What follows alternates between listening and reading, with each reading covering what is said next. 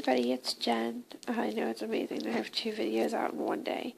I'm really going to try to make a concerted effort, seriously, a concerted effort on posting more about my history. Well, first off, my backlog, my back history, various things I've gone through and been through and experienced and whatnot, which could be multi-video, a series of stuff.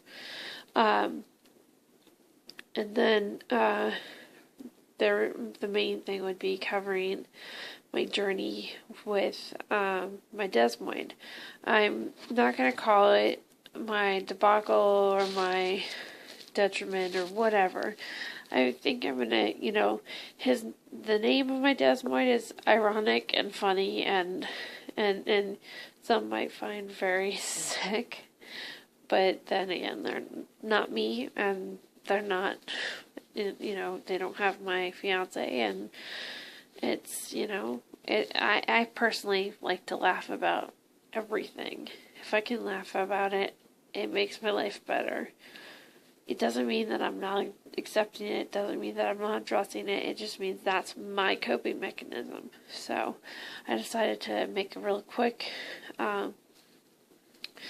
note card. I wrote a quick note card just so I could remind myself what I'm talking about because, it's A, late, B, my brain is kind of, and C, my brain is even more because of tomorrow I'm going to Moffitt Cancer Center in Tampa to do more doctor stuff. So, me, doctor stuff to my brain equals, yeah, spastic. So, anyway, one of the things that I really want other people to know, whether you have a desmoid or not, whether you have FAP or not, just in life in general, it's truly important to not be afraid to be your own advocate. What that means is, don't be if you come across a doctor who's a complete dick, who doesn't listen, is rude, when he's talking to you, he has his hand on the doorknob, those kinds of things. You can do something about it. It's called fire the doctor. I've done that many, many times. Where for whatever reason, I've had doctors who've walked in the room, shaken my hand, and backed towards the door, all the while talking to me and having their hand on the door handle, ready to leave the room. I'm sorry, I'm paying you for a service, not for, if I wanted a doc in a box, I go to a walk-in clinic where I'd expect that, not a private practice doctor. And this doctor happened to be a neurologist on that, so go figure. Screw that. I had none of that. I was like, fuck this. Done. I've done that with gastroenterologists as well, because I'm very particular about, excuse me, my needs and my issues and how complex my history is and my treatment is and everything like that. So it kind of is it's a catch-22, really difficult situation.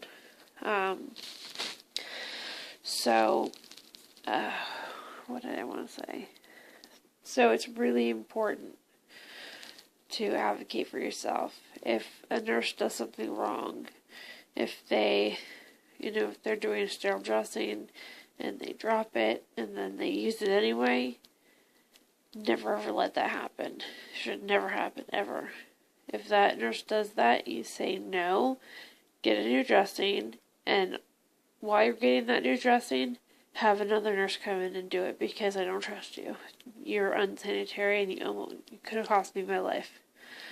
I'm actually dealing with an issue similar to this with one of my friends here locally.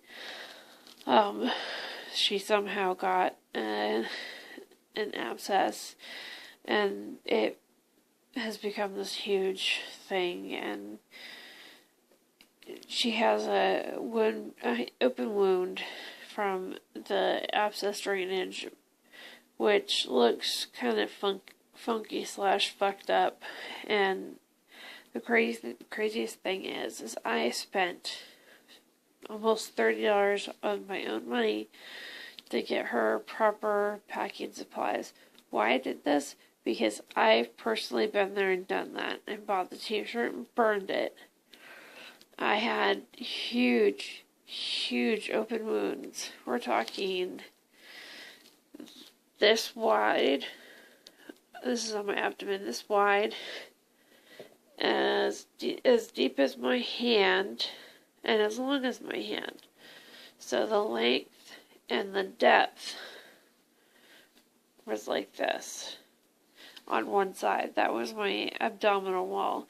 My perianal incision. They removed my anus and sphincter and all that stuff. So all there is a straight line. That actually got severely infected. I ran like 105 fever. I was delirious. They had my body packed on ice. They had fans in the room. It was just horrible. And the smell, smell is, oh my God, it was horrible. But when I got home, I, thankfully had my boyfriend, now my fiance, who, took the time to research and ask questions and pick brains and get all the knowledge to do packing properly. Otherwise, I would have ended up with a wound vac, and that would have taken a year to heal. So fortunately, no wound vac, and three-ish months later, I had a perfectly healed, nice, for the most part, nicely healed incision. My front incision's a little weird, but it has character. So one of the reasons why I brought her up is that she is not an advocate for herself. And every time I try to give her information, try to help her, it's like talking to a brick wall. It just bounces right off, which leads to the point of when you're trying to help somebody, you can lead them to, it's like you can take a cow and lead it to water, but you can't force it to drink. So, you can give people information, you can try to help them out, but if they don't want to be helped, well, that's on them. One of the most important things that you'll ever need in life in general, let alone when you're battling a disease that's crazy rare, is support. Support. Can't say enough about it. Your support comes in terms of, not just family, friends, co-workers, acquaintances, online support groups, online support groups in general, etc. But also, I forgot where I was going to go on that. But it's very important, and I'm also going to do a video just on support and type of support, and you need support by your doctors. And that also leads to the advocacy thing, is that if you don't feel supported by your doctors, then you have a problem and you need to fix it, which means getting a new doctor, which is what I recently had to do. Is I lost confidence in my oncologist that was treating me at Moffitt. I spoke with my social worker at Moffitt, sorry. Moffat. I spoke with the Moffat social worker, and she was really awesome. We discussed so many different things. She made me feel so at ease, so comfortable, so calm, and told me that, she'd do everything in her power to make things more right, and that, I shouldn't feel the way I felt, it shouldn't be that way, and yeah. Anyway. Sorry. So she told me what to do, and said it shouldn't be an issue, but if there's any problems, to let her know, and she'll see if there's some way she can, smooth things over or whatnot. So, one of the things was, I felt, and I actually feel justified in the way I felt, that my doctor, although he was a great clinician, he had no tact and couldn't see the big picture. He just saw his little teeny tiny part of the picture of the puzzle, and he didn't want to think about anything else but that. And so, that's it. That's not okay, especially when this is affecting your entire life, like everything from your livelihood to how you feel, how you live life it's huge. So to have a doctor not understand, not comprehend anything, it's time to get rid of them. The only problem is because I don't currently have insurance. That's a long story. That'll be another vlog that I'll explain what happened and all the stuff. Because of all that, I have the charity program at Moffitt, which they cover everything 100%. I don't pay a single thing. I don't pay for chemo, I don't pay for radiation, I don't pay for tests, I don't pay for doctors, I don't pay for... a lot of prescriptions are covered. There's some that aren't. I discovered one that wasn't. A couple of mine have been ones that haven't been, and it's been ridiculous, but whatever. So, anyway, this past Thursday, I went over and met with my new doctor, and she's awesome. She's really straightforward, down to earth, into holistic, whole body healing, not just let's take care of one spot, let's take care of the whole person, which is what I wanted from the get-go. So, the only weird thing about it was she kind of sort of asked me why I was switching, and it's kind of hard to, explain, well, it's not because he sucked, it was just because he didn't listen. But anyway, it went down okay, and I feel comfortable with her. Well, first off, we met with the social worker to talk about my Medicaid hearing and things that were set, things that were needed. And I told her I needed something, and she went to bat for me and went to the doctor with a drafted letter. The doctor just edited a little bit and signed it, and I'm going to get copies of it today. I guess it's not officially today, Tuesday. So that was awesome. Okay, sorry, I'm getting close to falling asleep, so I'm going to cut this shorter. Okay, so support is so important. It's important, you need to have support, not just for you, but for your caregivers as well. Again, this is another issue that I'll dedicate a vlog to soon, because it's very important. And then one of the most important things is you need to make time for you. What that means is you need to, decide to take away, a couple hours one night and say, fuck it, this is me time. I'm gonna play a game, I'm gonna dance, I'm gonna sing karaoke, I'm gonna go to the bar, I'm going to go to the Humane Society, I'm gonna go to the whatever. I'm trying to think of where I would go. Oh, I would personally go and color, but that's just me because I'm dark. I actually have this really awesome book I'm going to show you guys.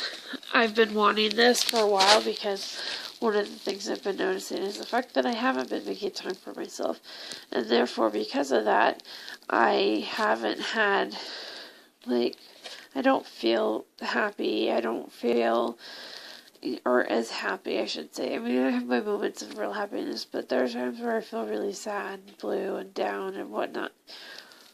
But, I figure if I miss things. I miss being normal. I miss being, so many things. So, I got a, coloring book. Coloring mandalas. It's for balance, harmony, and spiritual well-being. And there's 72 sacred circle designs for people of all ages. So, it's a kind of like a mandalas are Buddhist, it's almost like a walking meditation, except for it's meditation through artwork. So it should be a lot of fun. I did a miniature one that's like a sun catcher. It's really cute. The only thing I want to do is add some glitter to it and see what happens, because I think that'll be really, really cool. But anyway, the important thing is you really do need to make time for yourself, make time for you.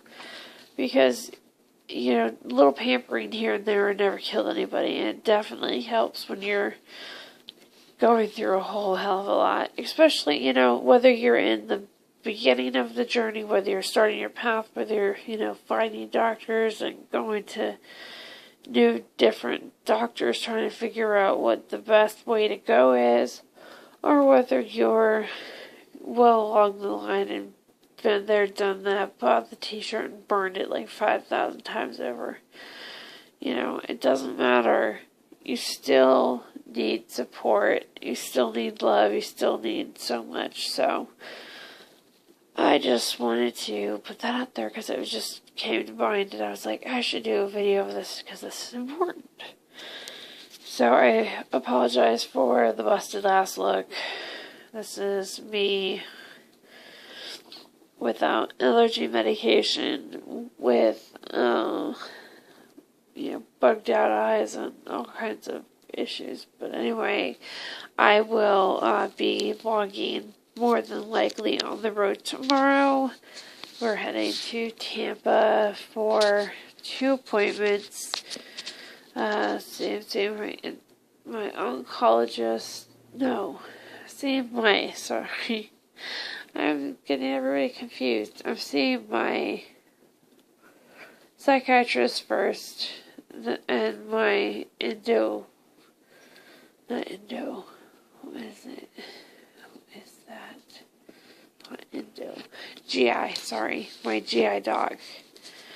I see tomorrow afternoon. So, and then in between that, I have to stop up at the Sark clinic and give some medical records from my hospitalization on Friday / Saturday. That was so much fun. So I'll have that. And then I think I have an EKG at some point in between that time too, because I had supposed to have one, and it got canceled because I wasn't feeling well. Blah blah blah, etc., so forth. Anyway, I will shut up. I just want to say, if you've listened this long, hey Angie, I am so happy that I got to that I've met you, and that we talk, and that we text, and you know, talk back and forth. And I look forward to Skyping. And to Melissa, who I haven't met yet, I'm working on a response on one of Angie's videos. So hopefully you know, look up my videos and see my stuff, and say hey and welcome to the group. And you're more than welcome in our leaky boat. I think we're gonna call it the leaking what is it, cruise ship or something. I don't know. The leaky yacht? Maybe the leaky yacht works. We'll think about this. Alright, for now, I'm going out. Gonna go get some Benadryl and go get the Z's I need to survive yet another day in the life of a desmoid person. Toodles!